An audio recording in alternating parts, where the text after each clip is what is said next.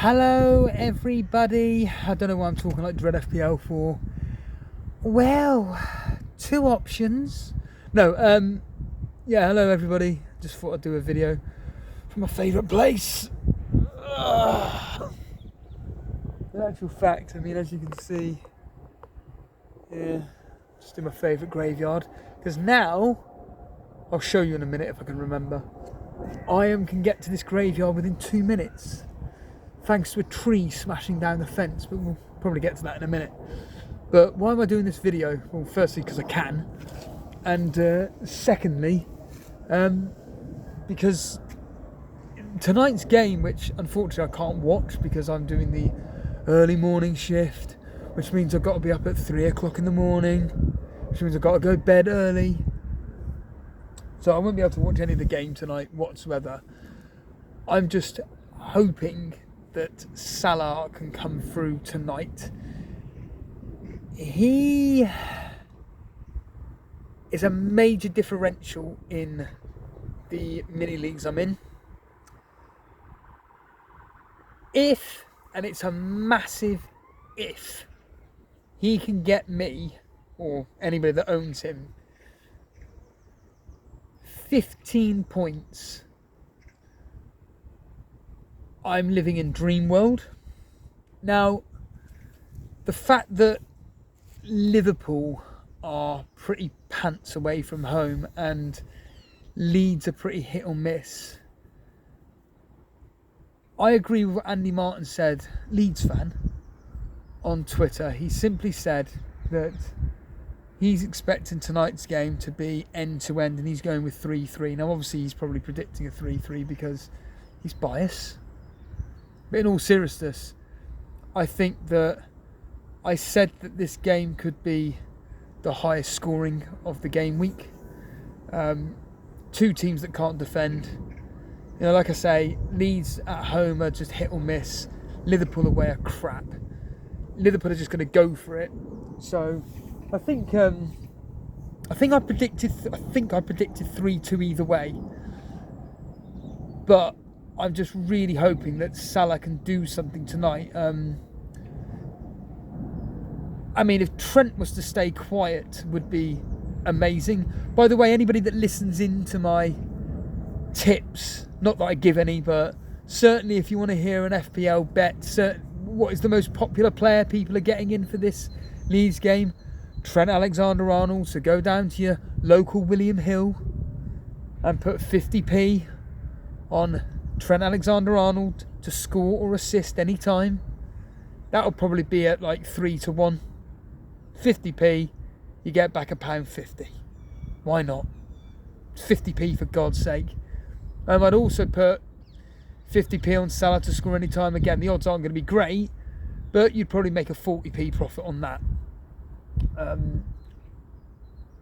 Because Salah's like I'm stating the obvious here, Salah's like the main attacking output for Liverpool. I'd like to think he will be involved. I'd like to think he'll make up for last week's mistakes, or more specifically the opportunities that his teammates passed up, where Salah created quite a lot for them and they just, well, they scuffed the shots or put the ball wide or whatever. And hopefully he doesn't miss any penalties. Again, I reiterate this point that I said on the stream. Incredibly, if I had those 19 points, I would be second or third in the moderator league, which is fucking ridiculous. I mean, Harbour Boy's probably gone and won it now because he's 60 points clear at the top, which is just ludicrous. But like I say, if Salah was to come through tonight with 15 points, I mean, realistically, I do expect him to get a double-digit haul tonight. So a minimum of 10 points, basically. I do expect that. It'd be fucking brilliant because Jason doesn't own him. He doesn't own any Liverpool tonight. Blonde doesn't own anybody tonight. Not to my knowledge. No, she doesn't. Dread FPL's got Trent, I think, playing tonight. And our man Dylan does have Salah. So if, for argument's sake, Salah was to go, you know, like I say, a double-digit haul, then I'll be going 4th in the moderator league. There's a chance, it's a very small chance, that I could overtake Jason. But I just think it's nuts that getting towards the nitty-gritty end of the season, whether it's in real life with the Premier League or in this case Fantasy Premier League, where it's really the hard push. And I'll say this now, I have hit my free hit. I was going to do it anyway. I looked at I put down 2 different options. What are the options again? Put 2 different options down for, in free hit 32, I would have to take a -8 to get a 10-man playing team. But that would be for a -8. The other option was to consider doing free hit in double game week 34. And I looked at the double game week players who I'd want, and I thought, well, I won't be able to play my triple captaincy chip then, because that's what I'm probably going to be doing. Playing my triple captaincy in game week 34, double game week 34. More than likely. Because I think that's the best opportunity for someone like Haaland or Salah to potentially get a really good high score that double game week, but mainly edging towards Haaland. Yeah, no shit, Steve-O. But no, I've got my free hit down. I'll be completely honest with you. I did my free hit on Saturday, I think it was. I'm stating the obvious. I've just picked the players from basically all home teams. I then saw last night that Andy was live. He was doing a live stream last night. I thought, just fuck it, I may as well watch him for a few minutes. And he had his free hit team up, and I went, it's the same as mine.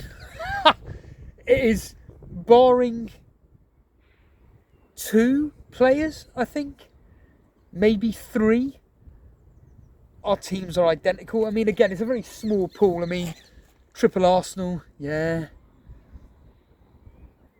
Attacking the Newcastle-Tottenham fixture, I think, could be profitable. Genuinely, I think that could be a...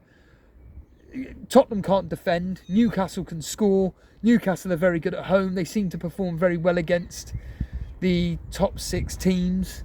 So I'm targeting them. Liverpool, for obvious sakes, triple up on them. So that's 6 players from Arsenal and Liverpool already, which leaves me with 5. Well, there's another team out there which I think has got a good opportunity of doing quite well in Crystal Palace. You've then got Leicester, got a decent-ish fixture against Wolves. And yeah, the fact that I can do this free hit, plus I'm then able to have, because I looked at my double game week 34 team, and I've already got, right now as it stands, I think it's like 7 double game week players.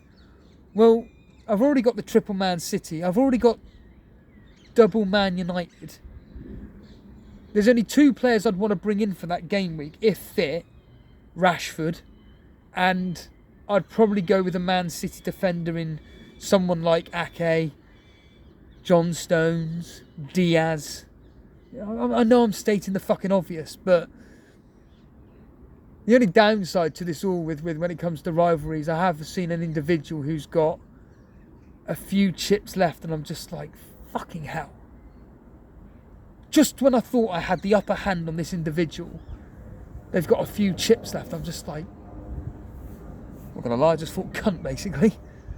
But no, these next few weeks are really, really decisive. And certainly the fact that we got such a quick look at what I'm doing there, turnaround regarding all of this. I may as well get up now because I need to get back home. But certainly I think that these next few games are going to be fascinating, because we got game week 32, that ends, and then on Monday or Tuesday we then got the next game week, and then the following Saturday it's double game week. Then it's even more Premier League fixtures. Admittedly it's in the same game week, but hence why we call it double game week. fuck's sake. Then we've got more fixtures. Then it's the following fixtures. This is going to be fucking intense. Like the fact that we've only got, 7 game weeks left. I've got to be able to catch up on the guys around me with 2 chips left. Like I said, free hit and triple captaincy. By which point, I do think that the people that have played the game very well, like the likes of Harbour Boy as an example. I mean, there's no chance of me catching Harry. That's literally a pipe dream. But certainly the guys that are top of our various mini leagues, like Matthew Zaishi as a simple example as well. I think that it's going to be nigh impossible to be even considering getting to the top 10 of these particular leagues. But certainly from my own personal mini league standpoints, like the likes of Torbay Elite, the Moderator League, I genuinely think there's an opportunity where I could potentially end up in that top 4 position or so, which would be for me an outstanding achievement considering how bad my season has gone and how poor my fortune has been with the being very, very unlucky with the likes of the 2 fucking penalty misses. I've just come to the spot where, so I'll just switch the camera around. Right there is the fallen down tree. It's not exactly the greatest view. Now I literally live like there. So as you can see, this is where the graveyard is. That's not my house. My house is beyond them, but it's just literally just a 2-minute walk through that gap there. And the difference is that normally I'd have to, I wouldn't normally come up this far, but all the way, I wonder if I can zoom in. Yeah, I can. I'd have to go all the way over there, and then I'd have to walk all the way around, and it, like I said, it takes about 25 minutes to walk around the whole block to then come back on myself to here. 25 minutes. Now it's just simply through that gap right there, which I can zoom in if you can see, just there, and yeah, I'll just walk slightly towards it, but certainly up to the upcoming next few games, as I keep stating, because it is going to be very, very exciting for Elite FPL, how it all ties in together and everything. And I think there are a lot of points to be making up on ground and whatnot as we approach this fallen down camera around again. But yeah, as you can see, there's the end of the tree, and I couldn't believe it when I found this with Steve. This was magnificent, Mr. Simpson. But yeah, it's fucking nuts when you see it there. So there's the hole. I just have to crouch down and crawl through it. It's fucking crazy.